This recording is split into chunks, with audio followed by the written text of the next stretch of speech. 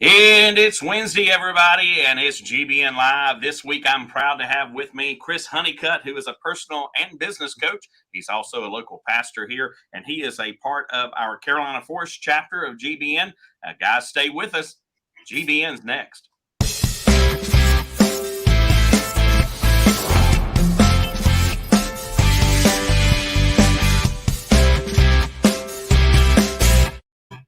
Good Wednesday morning and welcome to GBN Live. I'm Todd Cartner, your host, and this episode of GBN Live is sponsored by Grand Strand Law Group. They are your trusted choice with offices in Myrtle Beach and North Myrtle Beach. You can call them at 843-492-5422. And today I have with me, like I said, Chris Honeycutt. Hey, Chris.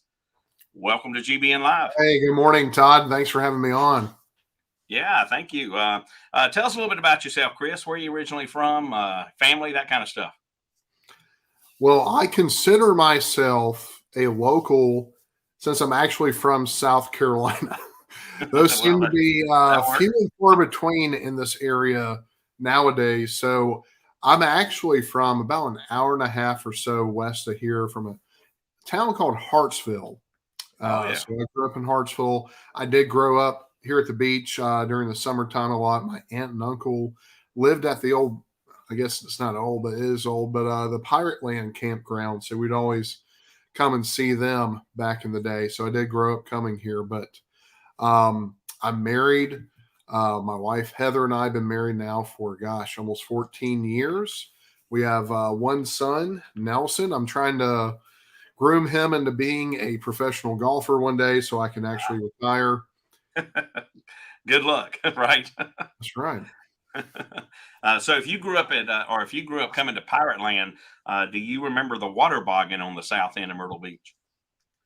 Right there at the end of, right at the back gate of the front gate there. I remember actually Magic Harbor. That's right. That's something most people don't remember is there used to be a theme park right there. And right around the time I was young, I think it about closed down, but they kept the water park open. And so I went to that water park a good bit growing up. Yeah, I forgot about Magic Harbor. I remember going there too. Well, Chris, you're a personal coach, business coach. Talk to us a little bit about that. What's involved in becoming a personal coach?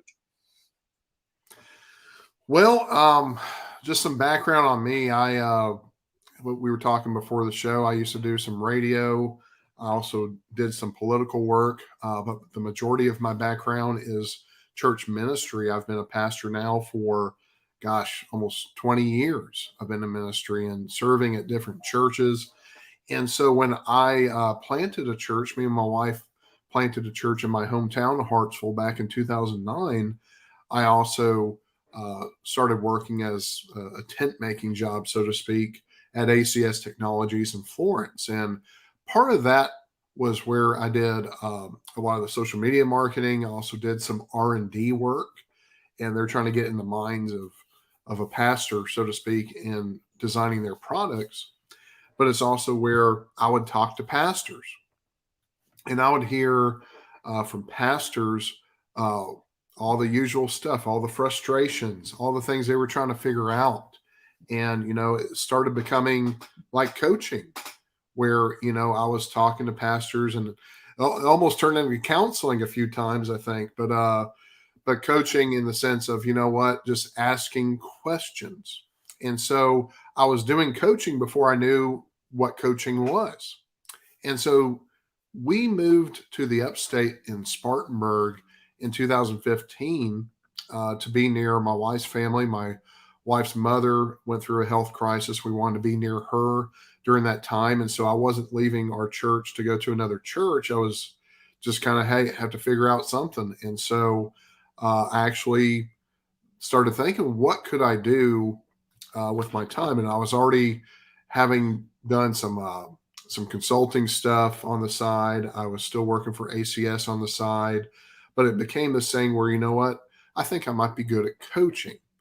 And sure enough, I started investigating it. And I had friends that were coaching with the John Maxwell team. Now, for those that don't know, John Maxwell, he's a longtime leadership guru, author, speaker. He was also a pastor at one point. And so he's written just countless books. He's kind of the authority on a lot of things dealing with leadership. And so I was already using his materials for leadership development in our church and other places. So they had a certification program, and it turns out it is one of the largest certification programs for coaching and leadership training in the country. And there's all kinds of other coaching certification programs. About every motivational speaker out there has a coaching program, but the John Maxwell team is one of the largest by far. It's almost, I think, 30,000 Wow. certified members. Yeah, that's crazy. Well, I know with coaching, there are several different types of coaching. You have business coaches, you have personal coaches, you even have nutritional and exercise coaching. What do you, I guess, specialize in, or what do you like to do more of? Sure. So I found myself kind of, obviously being in ministry, I took a direction of coaching a lot of pastors in a lot of churches, but I also found that small business owners, entrepreneurs, I was able to speak into their life. And so I started taking on more and more of those type of clients, where people that were trying to figure out what their next step was, how to figure this out, how to figure that out. And part of the coaching method is that I'm not supposed to be the expert. I can't be the expert on everything. I've had a wide variety of different clients, people that came from the industrial sector, from ministry, from owning retail, whatever it might be. And so I can say that, I've been able to help a wide variety of people, but most of them are small business owners. This is where, again, someone who is, what should our next step be in hiring another team member? Should we hire this type of team member or this type of team member? What kind of position? That sort of thing. Where should we locate next if we were going to go multi-site or multiple locations? These sort of things I help them think through. I don't take on the consultant hat. I can if I want to, but I take on the coaching hat and I start asking questions.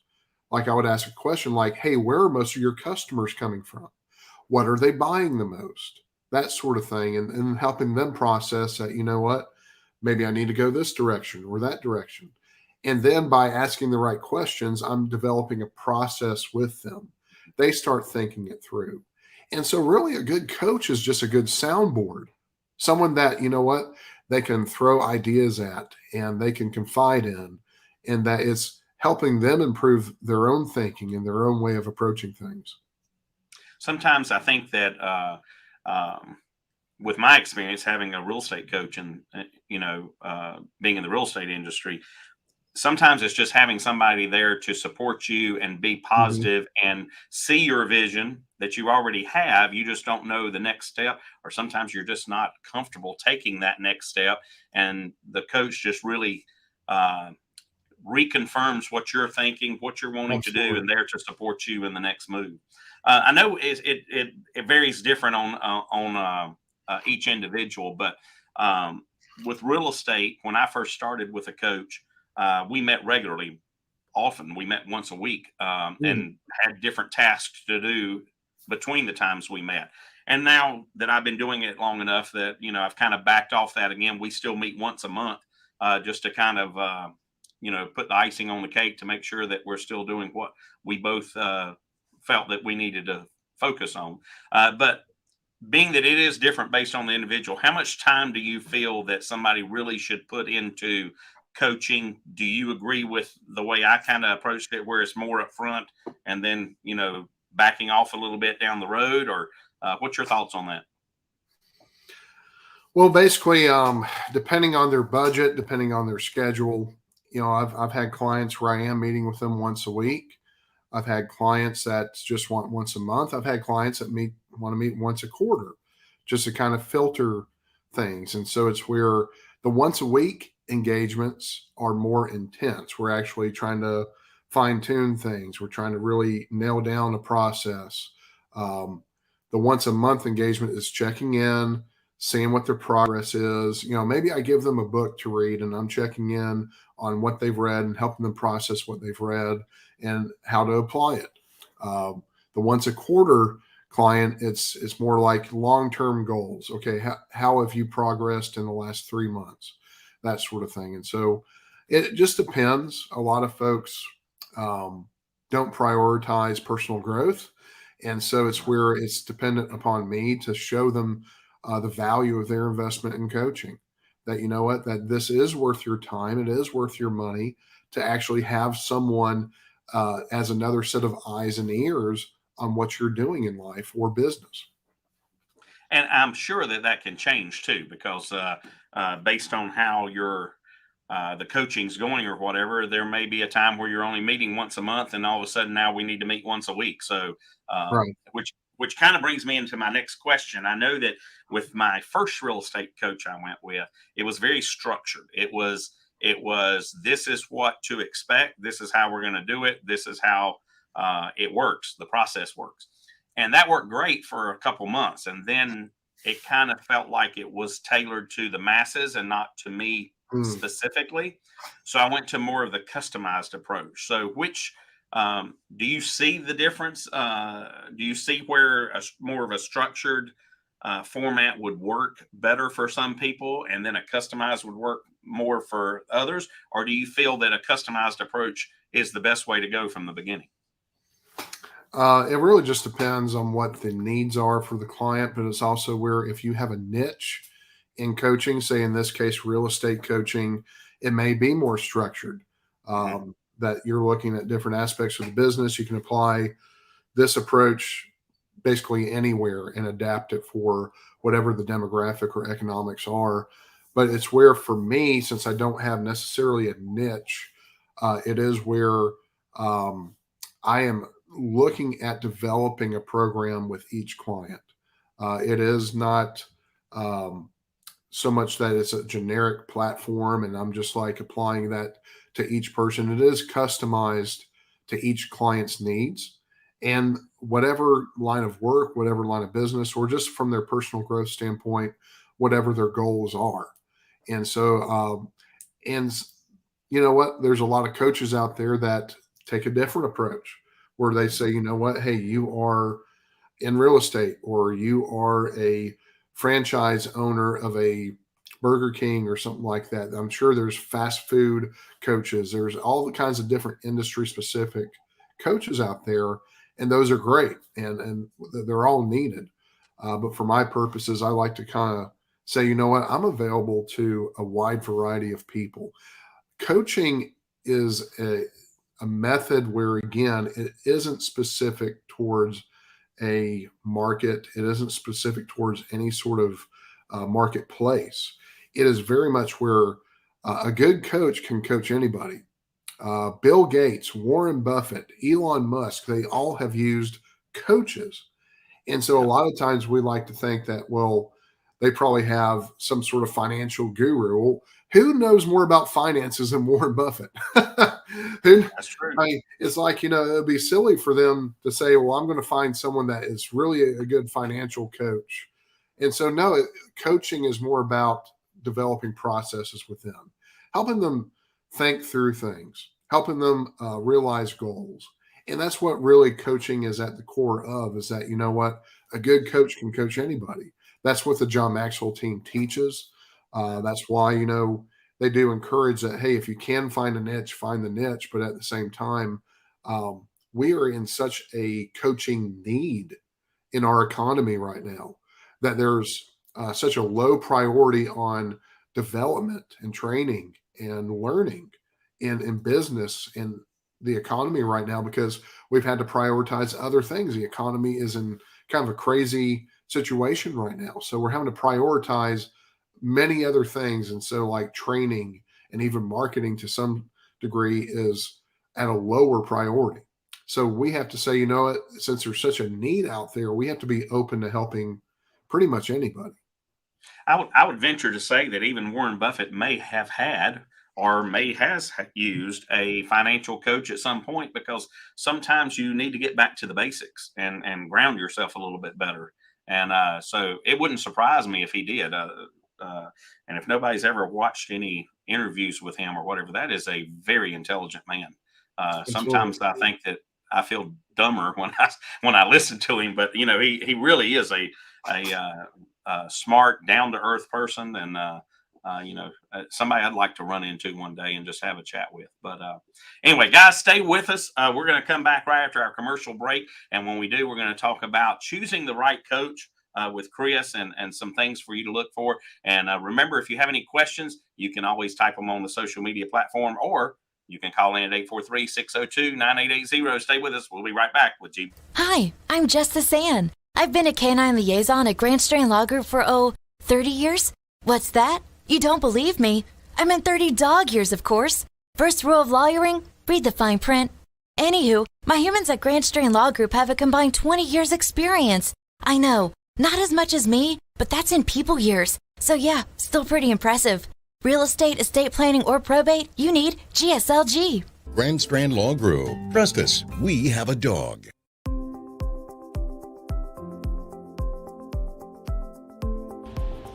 Great Business Networking grew out of the idea that by creating lasting friendships within the community, we can make the community even better.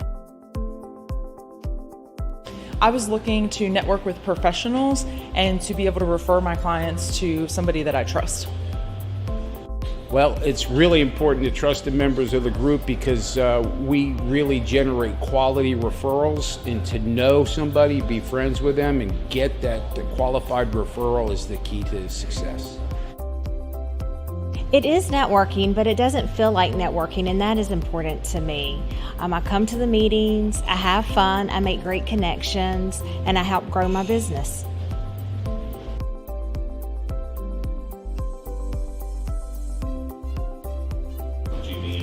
GBN, these are some of the best professionals in the market, and having that resource available to me, that's priceless.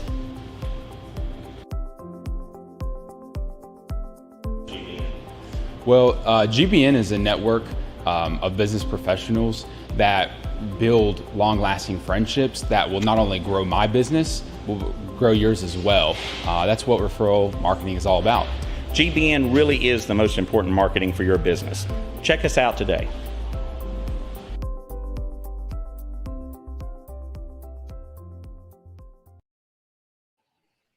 All right, good morning. If you're just now joining us, you're watching GBN Live with guest Chris Honeycutt, who is a personal and business coach, as well as a pastor here locally.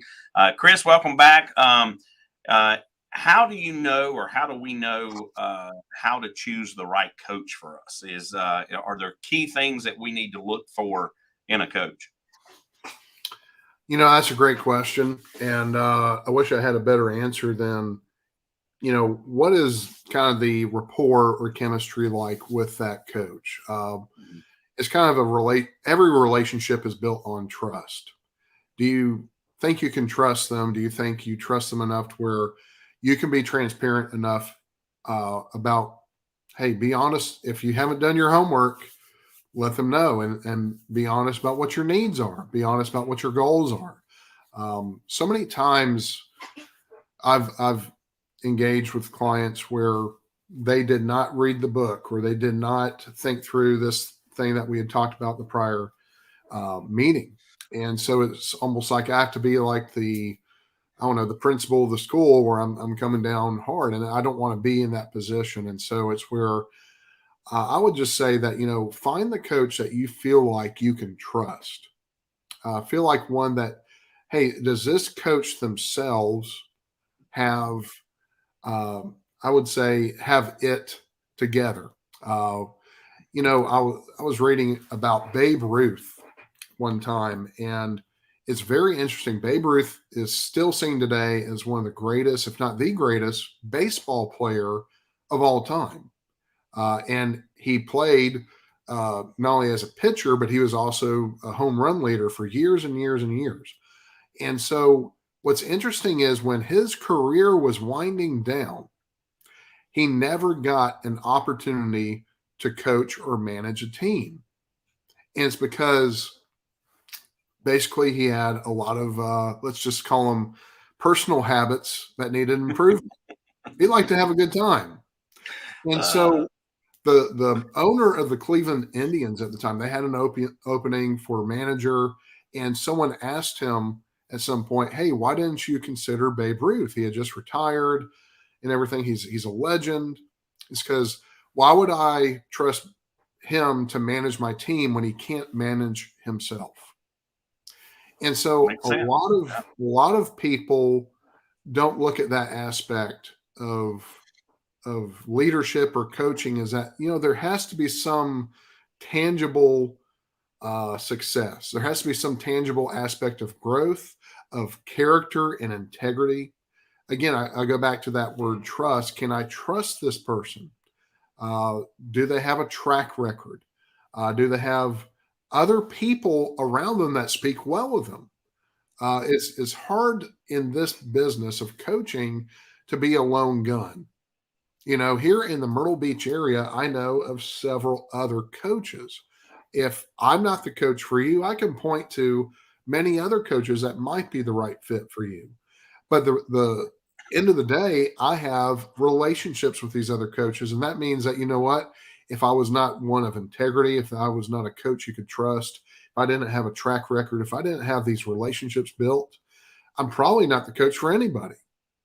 And this is where relationships across the board and trust is kind of some aspects you need to look for in a coach. Yeah, we've talked about that before, about knowing, liking, and trusting somebody, and how important that is. I think that when it comes to any situation, when there's two people involved, that you got to have that open line of communication. So if you're coaching me and something's not going the way that I feel comfortable with or whatever, I need to be able to express that to you so that we can sometimes regroup, for lack of a better phrase, to get back on the same page. Because if I'm not getting anything out of it, or if you're not seeing that I'm doing what I should be doing, then that's that two-way communication that's only going to make the process better for everybody. Sure. So how important, you kind of touched on it just a little bit ago with Bill Gates and Warren Buffett and some of the others. How important do you think it is for a coach to have a coach themselves? I have, thankfully, both in ministry and coaching, I got people that speak into my life. Ministry is tough. If people don't know that, there's a reason why I'm bald. And I just turned 40, but I've been like this for probably 10 years now. And that means that, there's a lot of stress involved in ministry. Well, there's a lot of stress involved with many different other lines of work. And for coaching, it's where that is a business unto itself. And that means that if I'm trying to grow my coaching business, it's probably a good idea to have a mentor or another coach that I can help process my next steps. So early on in my development of my coaching business, I encountered a guy who was a coach and consultant in San Diego for years. He was in the Navy there in San Diego. He was an officer with them and became a very successful coach and consultant. And so I learned a lot from him in the early days of my coaching business. And so it's where we grew our coaching group from just me in the first year or two to where by the end of year 3, we had over 36 team members. Oh, wow. So we took a regional approach of saying, we have these coaches available in South Carolina, Florida, Texas, wherever it might be. We have people we could call upon. And so that's where, again, the business side of this is where I was able to develop that by having a voice in my life saying, here's how you systematically stagger the process, so to speak. You have this phase and that phase and that phase. Here's when you take on new team members. Here's when you delegate this one and that one. So it really helped me. And so, again, that goes to show that everybody could use a coach.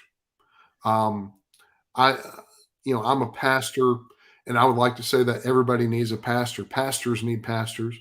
But, when it comes to coaching, that's more specific towards business or personal growth. And that means that, everybody who's in business needs someone that they can trust, needs someone that's a soundboard, and they need someone that they can meet on a regular basis and think through the things that they're stressing about.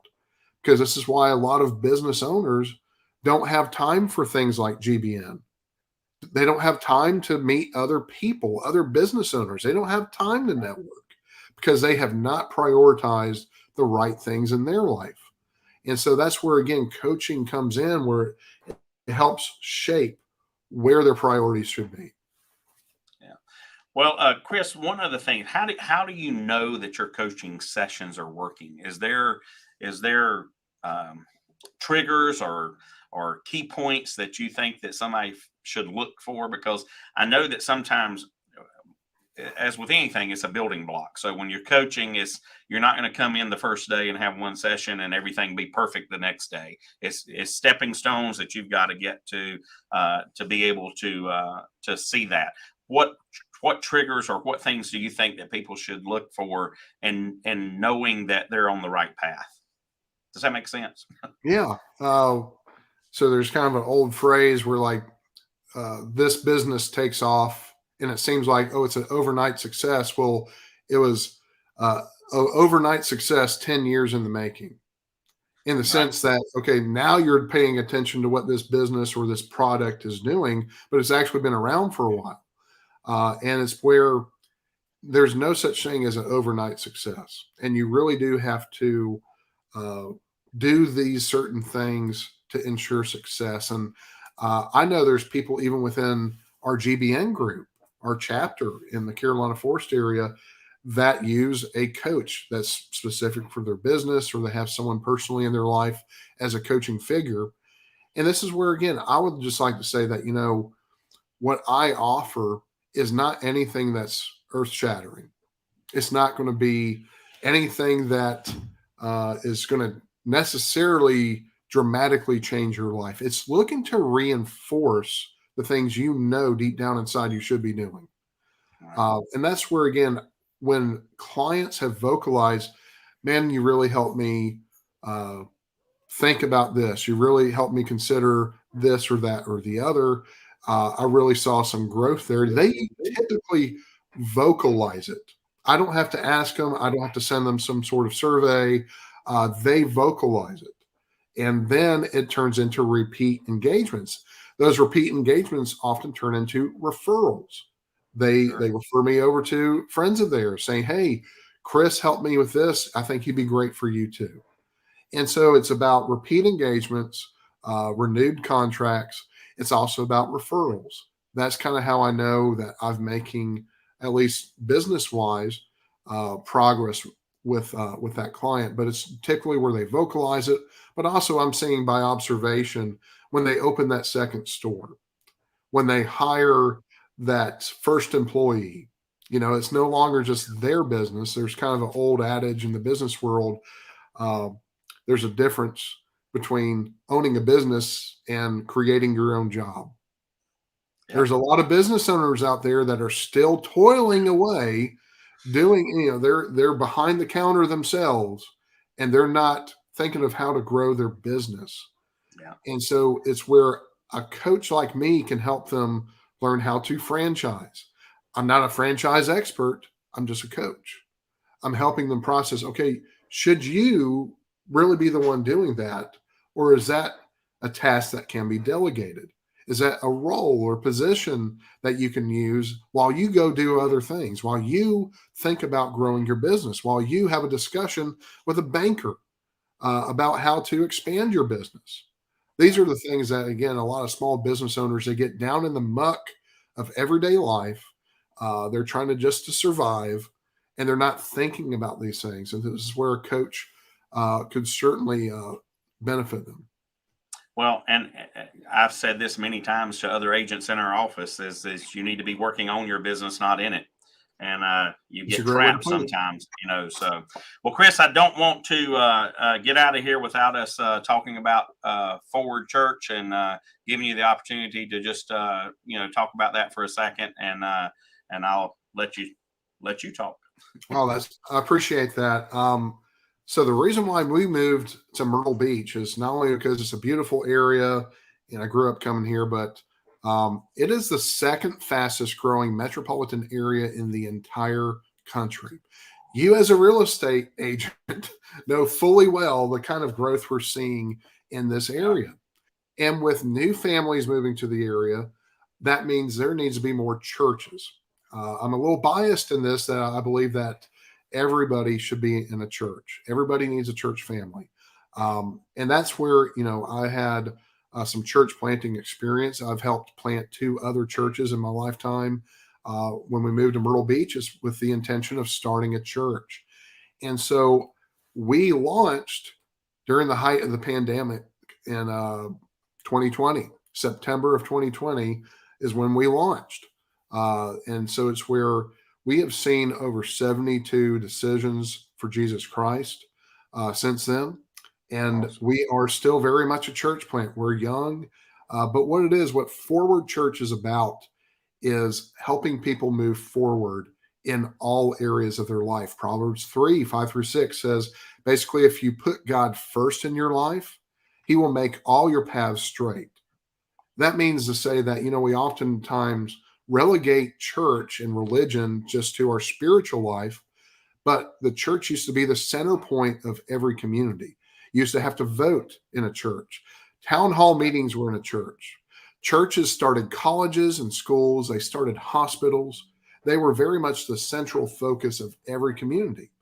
And so what we want to get back to is where the church, our faith, has the right to speak into every area of our life. So we're helping people grow, not only in their spiritual life, we want them to have a healthier marriage, healthier parenting for their kids. We want them to be financially healthy. We also point them to opportunities in their career, in career training. We also offer life coaching, myself and several others in our church that offer that. And so there's different growth opportunities. That's why we're called Forward. We want people to move forward in their life. And that's what we're offering. Well, Chris, that's awesome. Guys, if you're interested in getting in touch with Chris about any of his coaching, the word just left my head. Any of his coaching, what's the word I'm looking for? Engagement. I need a vacation. Engagements. There you go.